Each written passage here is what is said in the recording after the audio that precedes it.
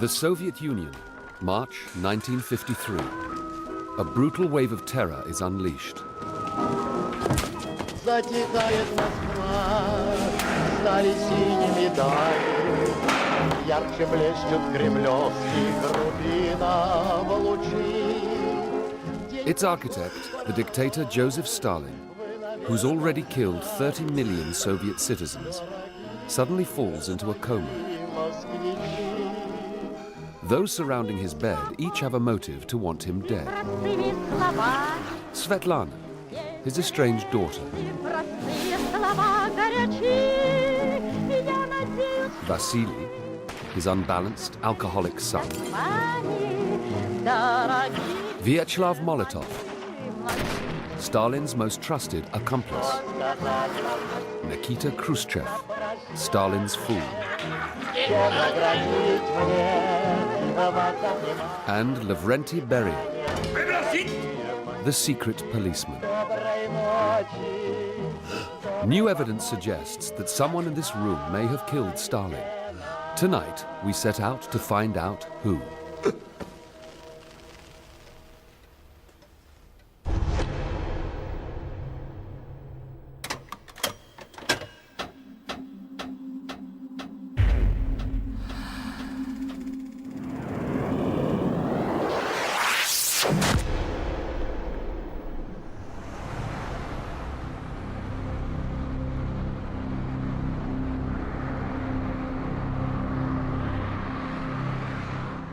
Simon Sebag Montefiore, author of Stalin, The Court of the Red Tsar, is an expert on the bizarre machinations of Stalin's private world. He is now returning to Moscow to unravel the mystery behind the great dictator's last days. For 50 years, there's been a huge mystery about how Stalin died. Was he murdered? Did he die naturally? And suddenly now, in 2004, because of the new documents from the archives that have just become available, because we can still talk to witnesses who knew Stalin well, at last we have a chance to clear up one of the great mysteries of the 20th century. Did he die naturally? Was he murdered? After all, with a great monster like Stalin, many people believe he deserved to be murdered.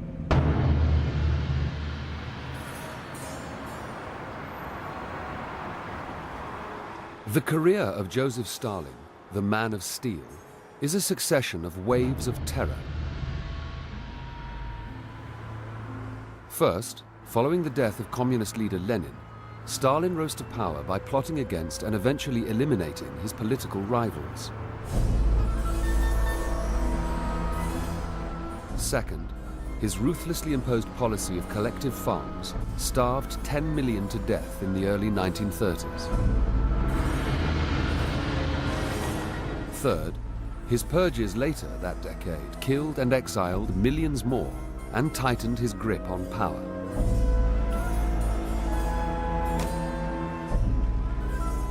Fourth, in World War II, he defeated Hitler at the cost of 26 million Soviet lives, but afterwards executed many Russian heroes. And in 1953, Stalin was preparing a final wave of terror, when suddenly he died. So these doors are like a bunker. Yeah. It's like a bunker with very heavy doors. Yeah. And these could withstand a nuclear war, I guess. Yeah. Simon has persuaded the director of the archive, which contains most of the secret files of the former communist regime, to take him down into its vaults. Something like these. So this is where the documents actually, this is where they actually are. Inside them is a medical report on the death of Stalin, which has only just been released after being locked away for 50 years. Inside our most precious and valuable documents. Compiled by the doctors who watched Stalin slowly die, was this incredibly detailed file suppressed because it contains information on Stalin's illness that those surrounding him needed to keep secret?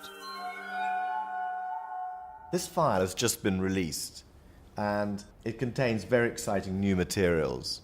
Until now, we never knew the minute-by-minute progress of Stalin's death. this great mysterious event in 1953. On one hand, it's an intimate, personal document about an old man dying. And it happens that this old man is the most powerful man in the world, at his most powerless. It's telling you, minute by minute, how he breathed, what his temperature was, or how he urinated. But at the same time, the new political leaders may have concealed and suppressed medical details in order to conceal their own potential mischief.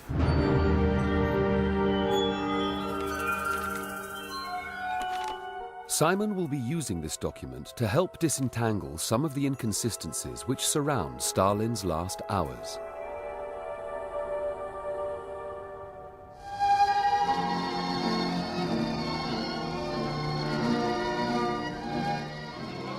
The picture of Stalin's last 48 hours that emerges is full of suspicious questions.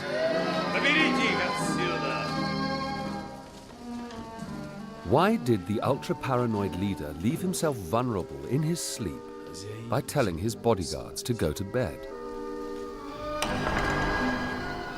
Why did his most senior ministers deprive Stalin of medical assistance for 12 hours?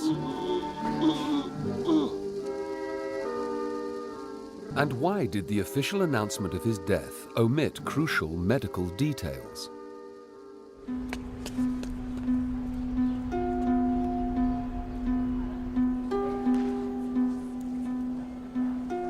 If the death of Stalin was a murder, one could treat it like any Agatha Christie whodunit.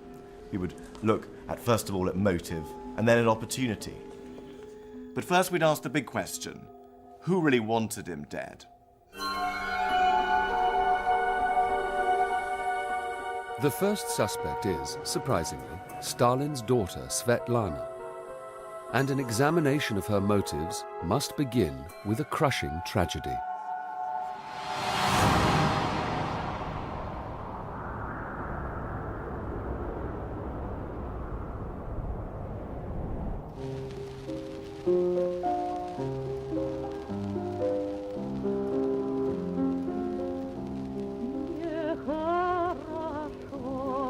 On November the 8th, 1932, when Stalin's wife could no longer tolerate life married to her bullying husband, she denounced him in a final letter as a tyrant.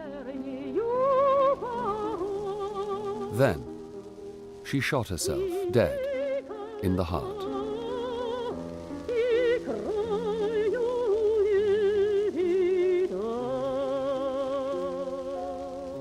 Inevitably, the life of her daughter Svetlana was scarred by this event.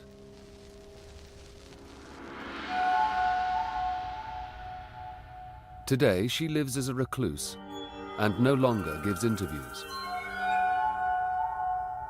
In our family, there was always this shadow of my mother's suicide, which was done not for nothing, and everybody felt it and knew that. So that was the moment which gave me the first shock and first thought that not everything is right. Are you convinced that your father was to blame for your mother's suicide? Well, this is what everybody's opinion in the family was.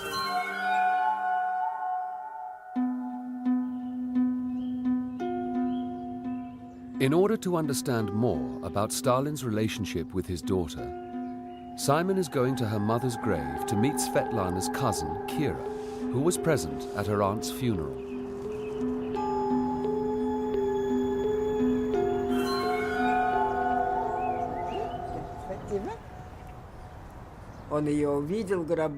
He saw her there in the coffin and said that she died like an enemy, and he pushed the coffin away from him. My mother said, perhaps you are to blame. No, he said, she died like an enemy. Perhaps that's why he took revenge on us afterwards and broke our lives.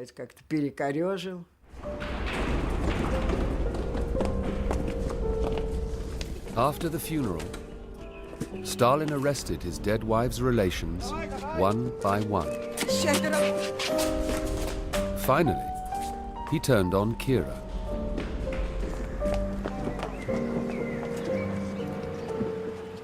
In the end, I was in a camp for half a year, and then I was in exile for 5 years. It wasn't much fun, but I think this is how he took revenge on us in the end. Stalin's behavior left his daughter ever more isolated. Svetlana was completely terrified. She went to him and said, "Papa, why have you put my aunts in jail?" He said, "If you start defending them, I'll put you in jail too." That's the kind of loving father he was.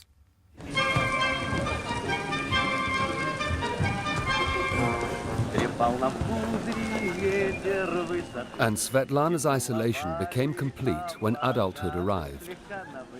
In 1943, Stalin discovered his little girl had embarked on her first affair.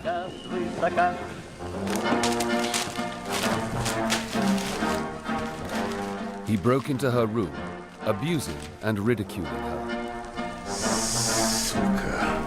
Then he arranged for Svetlana's lover to be arrested.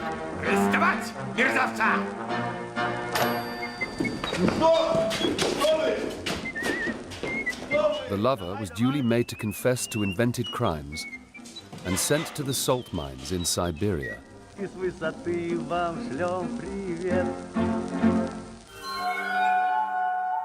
The tragic story of our family only confirms that he was really a moral and spiritual monster.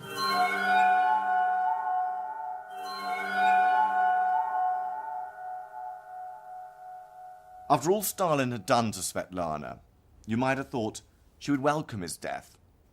But I don't believe that's the case. Basically, I think she still loved him. The links between his little girl and the great dictator were long and enduring. He was all she had.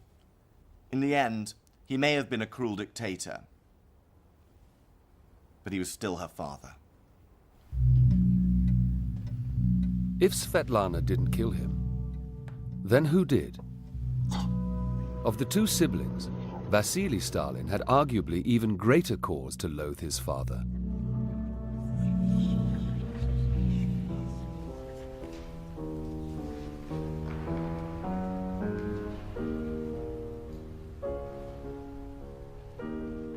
Vasily, the older child, was even more damaged by his mother's death than his sister.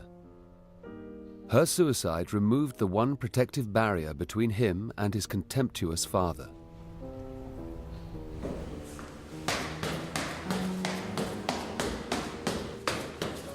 Simon is meeting a boyhood friend of Stalin's children, Stepan Mikoyan. Stepan is the son of one of Stalin's closest political allies. He grew up in the hothouse world of the ruling communist elite. Svetlana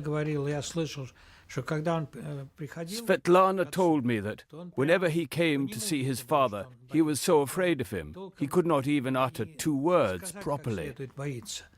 He felt frozen and didn't know what to say to Stalin.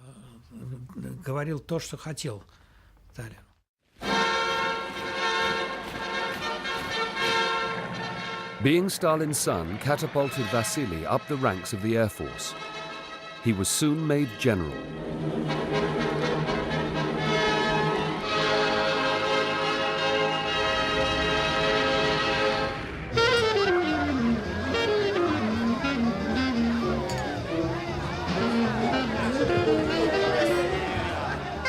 But being promoted beyond his abilities, Vasily was, by the mid-1940s, a glaringly visible embarrassment to his father.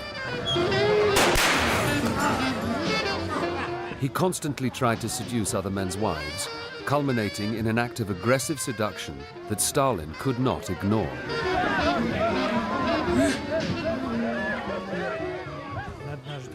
Once at one of these parties, he seduced the wife of a famous film director, Carmen, who he'd known for a long time. He locked her in his country villa and left her there. His wife was away somewhere, so he held Nina Carmen, who was considered one of the most beautiful women alive, for a week there.